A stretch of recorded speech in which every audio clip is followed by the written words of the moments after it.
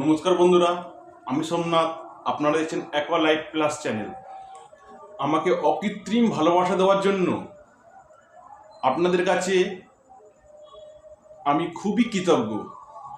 তো আজকের টপিক হচ্ছে প্ল্যান্টেড অ্যাকোয়ারিয়াম, হোমমেড। মানে আপনি বাড়িতে কি করে প্ল্যান্টেড অ্যাকোয়ারিয়াম করতে পারেন।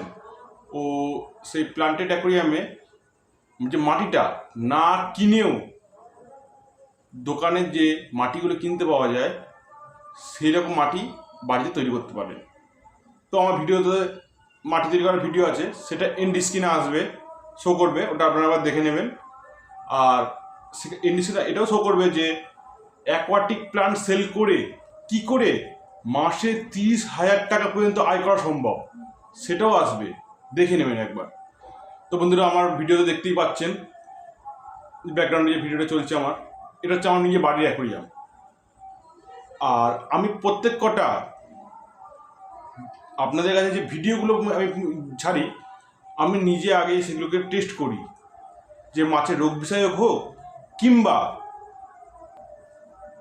মাছের ওষুধ বিষয় হোক, কিংবা মাছের ব্রিডিং বিষয় হোক, সবকটাই আগে নিজে আমি পরীক্ষা করি, তারপর আমি আপনাদেরকে সাজেস্ট করি।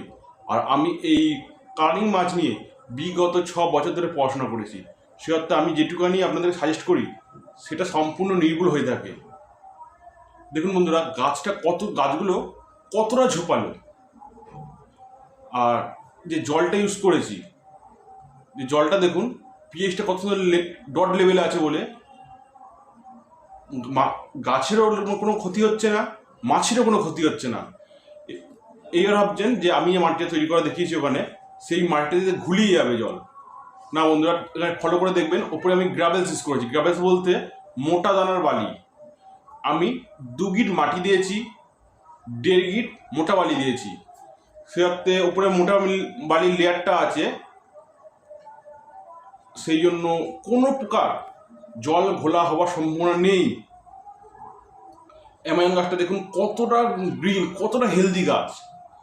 একটা জিনিস তো বন্ধুরা আপনাদের ভাবা দরকার, যে নদীতে তো কেউ বা নেচারে তো কেউ এরকম অ্যাকোয়াটিক প্ল্যান্টের জন্য কেউ স্পেশাল মাটি বানিয়ে রেখে আসে না। সেখানে এত গাছ করে ভালো হয়, তাহলে আপনার কেন হবে না বাড়িতে? আর আমি যেটা বলি, 99.9% সবসময়ের জন্যই অ্যাকুরেট হবে আর নেচার ভিত্তিক হবে, যেটা নেচারের সাথে ম্যাচ করে যায়। তো যাই হোক, আপনারা দেখতেই পাচ্ছেন কাম্বা গাছগুলো দেখুন কতটা গ্রিন।